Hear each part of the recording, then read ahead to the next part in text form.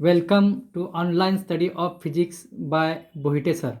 Student, we will see the next chapter optics. The optics, now we see what is optics. Optics is the branch of science which deals with the study of behavior and properties of light. जे लाईटचे गुणधर्म आपण ज्या भौतिकशास्त्राच्या शाखेत पाहतो त्याला optics म्हणतात. म्हणजे लाईट आणि लाईटचे बिहेवियर आपण आज बघणार आहोत. Let us see what is first light. Light म्हणजे काय ते नेमकं आपण अगोदर बघूया.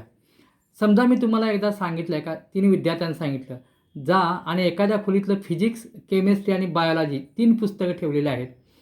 त्या खोलीत पूर्णपणे अंधार केलेला आहे, तुम्हाला वाचता येत नाही आणि सांगितलं जा त्यातलं एक बायोलॉजीचं पुस्तक घेऊन ये. तुम्हाला ओळखू शकणार नाही, मग तुम्ही जाल आणि त्या खोलीत लाईट लावाल. लाईट म्हणजे काय? सेन्स आला, विजनचा सेन्स आला, तुम्हाला दिसलं. म्हणजे जी एनर्जी आपल्याला सेन्स ऑफ व्हिजन निर्माण करते तिला लाईट म्हणतात. It is a form of energy which produces the sense of vision on the retina of I. आपल्याला ज्याच्यामुळं सेन्स ऑफ व्हिजन होतं, ज्याच्यामुळं आपल्याला एखादं दृश्य दिसतं त्याला आपण लाईट म्हणतो. विद्यार्थी मित्रांनो, आत्ताच आपण बघितलं light is the form of energy which produce a sense of vision on the retina of I. ज्याच्यामुळं आपल्याला स्पष्ट दिसतं त्याला आपण काय म्हणतो? लाईट असं म्हणतो. आता लाईट म्हणजे नेमकं काय आहे ते आपण बघूया. तुम्हाला माहिती आहे फिजिकल क्वांटिटी फक्त 2 गोष्टीमध्ये डिवाईड झालेल्या आहेत. एक म्हणजे मॅटर आणि दुसरी म्हणजे नॉन मॅटर. मॅटर म्हणजे बघा पेन, ज्याला मास आणि व्हॅल्यूम असतं. The things which have mass and volume are known as matters and non matter no mass and volume like sound, light. Sound is the form of energy, non matter. Similarly light is the form of energy. आपल्याला लाईटचं nature समजून घ्यायचं आहे. Light matter आहे का? नाही. Light काय आहे? Non matter. नॉन मॅटर म्हणजे काय? Energy. Light is the one of the form of energy. Light is one of the form of energy. Next काय आहे बघा लाईटची property. Light is a electromagnetic wave. त्यासाठी आपण बघूया. बघा कोणताही चार्ज स्वतःभोवती इलेक्ट्रिक फील्ड तयार करतो. इलेक्ट्रिक फील्ड म्हणजे अट्रॅक्टिव्ह फोर्स. निगेटिव्ह चार्ज असेल त्याला ओढून घेतो, पॉझिटिव्ह असेल तर त्याला रिपेल करतो.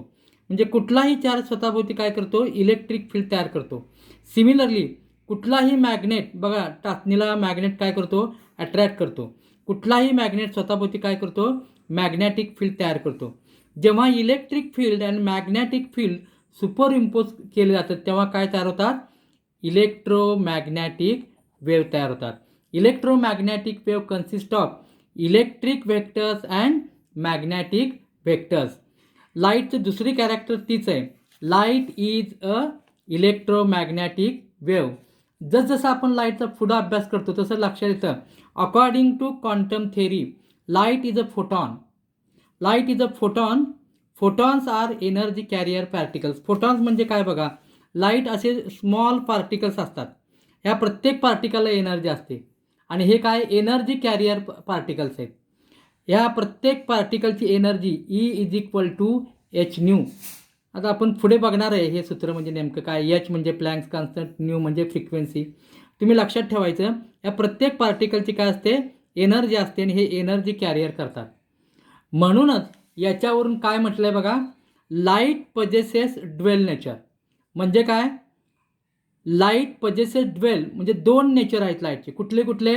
एक इलेक्ट्रोमॅग्नेटिक म्हणजे वेव्ह नेचर आणि दुसरं काय? Photons particle nature.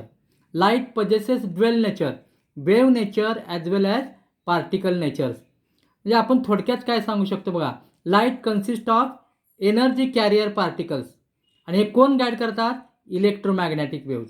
म्हणून आपण म्हणू शकतो light consist of energy carrier particles guided by rules of electromagnetic waves. आता ह्या लाईटचं स्पीड हे इलेक्ट्रोमॅग्नेटिक स्पीड एवढंच असतं. The speed of light is 3 × 10⁸ metre per second. आता बघा कुठलाही लाईट आपण हा सोर्स घेतला तर हा असा प्रकाश आहे, इकडे इकडे सोर्स आणि ही डायरेक्शन आहे. The direction of propagation of light is called as ray of light. Ray of light लक्षात आलं. जो प्रकाशाची दिशा दाखवतो त्याला काय म्हणतात? रे of light. The direction of propagation of light is called as ray of light. आता आपण वेव्ह नेचर ऑफ लाईट बघितलेला आहे. या लाईटच्या ऑप्टिक्सचे 3 प्रकार पडतात. पहिला प्रकार आहे रे ऑप्टिक्स, दुसरा प्रकार आहे वेव्ह ऑप्टिक्स आणि तिसरा प्रकार आहे पार्टिकल नेचर ऑफ लाईट. हे 3 प्रकार कशावरून पडलेत बघा. म्हणजे ज्या ब्रँचमध्ये आपण रिफ्लेक्शन, रिफ्रॅक्शन, डबल रिफ्रॅक्शनचा अभ्यास करतो त्यांना रे ऑप्टिक्स म्हणतात. म्हणजे लाईटचे डिफरंट फिनॉमिनन आहेत. ज्या फिनॉमिननचा म्हणजे कुठले रिफ्लेक्शन, रिफ्रॅक्शन, डबल रिफ्रॅक्शन ज्यांचा अभ्यास करतो आपण त्या ब्रँचला काय म्हणतात? Ray optics. दुसरे फिनॉमिनन आहेत जे interference of light, polarisation of light, diffraction of light याचा ज्याच्यात अभ्यास करतो त्याला काय म्हणतात? वेव्ह ऑप्टिक्स म्हणतात.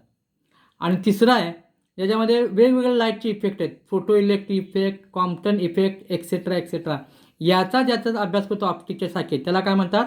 Particle nature of light. आता मुलांनो आपण भर देणार आहोत म्हणजे आत्ता आपल्याला सिलेबसला काय आहे? Ray optics. रे ऑप्टिक्स म्हणजे काय? ज्याच्यामध्ये रिफ्लेक्शन, रिफ्रॅक्शन याचा अभ्यास केला जातो. यात सर्वात महत्त्वाचं काय? लॉज ऑफ रे ऑप्टिक्स पहिल्यांदा आपल्याला बघायचे आहेत. काय आहेत ते लॉज ऑफ रे ऑप्टिक्स आपण समजावून घेऊया. आपण आत्ताच बघितलं रे ऑप्टिक्स म्हणजे काय?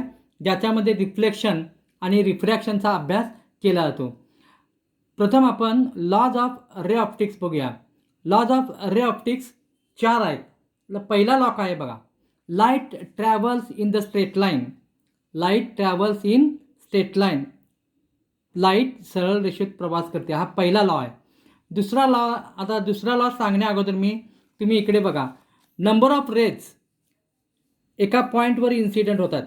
हा पॉईंट आहे बघा.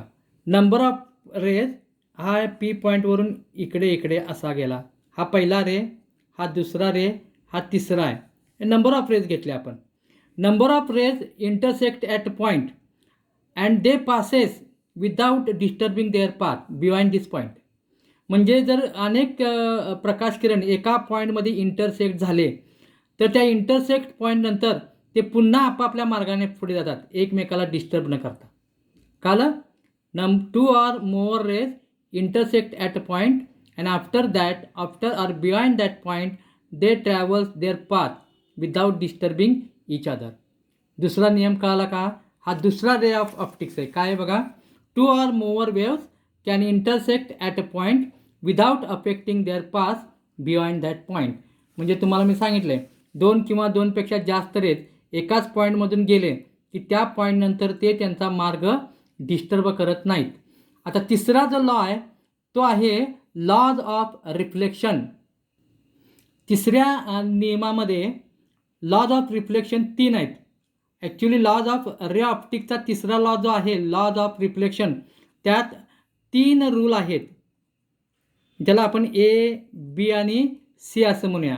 हा तिसरा लॉ मी सांगायला लागलो आहे तुम्हाला रे ऑप्टिक्सचा. कुठला? Laws of reflection. प्रथम आपण रिफ्लेक्शन म्हणजे काय बघूया. When light incident on the reflecting surface it get return back into the same medium. समजा हे प्रकाश किरण ह्या आरशावर पडलेत ते तसेच पुन्हा रिटर्न जातात त्या मीडियममध्ये, याला रिफ्लेक्शन म्हणतात. When ray of light incident on the reflected surface and turn back into the same medium. हे जे रे इन्सिडंट होतात त्यांना काय म्हणतात? Incident ray. हे पुन्हा टर्न मीडियममध्ये आले त्यांना काय म्हणतात? Reflected ray. हे जिथं मीडियमवर इन्सिडंट होतात त्या ठिकाणी आपण नॉर्मल काढलेले आहे. नॉर्मल म्हणजे काय? परपॅन्डिक्युलर. ह्या रिफ्लेक्टिंग सरफेसला आपण जी परपॅन्डिक्युलर लाईन काढतो तिला काय म्हणतात? नॉर्मल काढतात. आता यात वेगवेगळ्या टर्म आहेत आपण बघणार आहे. पहिल्यांदा बघा. Angle between incident ray and normal is called angle of incidence. बघा, इन्सिडंट रे आणि नॉर्मल याच्यामधला जो अँगल असतो त्याला अँगल ऑफ इन्सिडन्स म्हणतात. Angle between reflected ray and normal याला काय म्हणतात? Angle of reflection. आर ह्या अक्षराने दाखवतात. नॉर्मल आणि रिफ्लेक्टेड रेमध्ये जो अँगल असतो त्याला अँगल ऑफ रिफ्लेक्शन म्हणतात. लक्षात येते का बघा. आता लॉज काय आहेत बघा. पहिल्यांदा अँगल ऑफ तिन्ही लॉ बघायचे. लॉज ऑफ रिफ्लेक्शनचे तिन्ही लॉ आपल्याला बघायचे. पहिला लॉ बघा, angle of incidence, angle of incidence, angle of reflection, incident ray, reflected ray and normal lies in the same plane. पहिला लॉ सर्वांचा पहिला म्हणजे लॉज ऑफ रिफ्लेक्शनमधला पहिला एक कळाला का. Incident ray, reflected ray, angle of incidence, angle of reflection and normal lies in same plane. हे सगळे एक प्रतलीय असतात, म्हणजेच एकाच प्लेनमध्ये असतात. Lies in same plane. दुसरं बी काय आहे बघा, angle of incidence is equal to angle of reflection. Angle I is equal to angle R. Angle of incidence is equal to angle of reflection.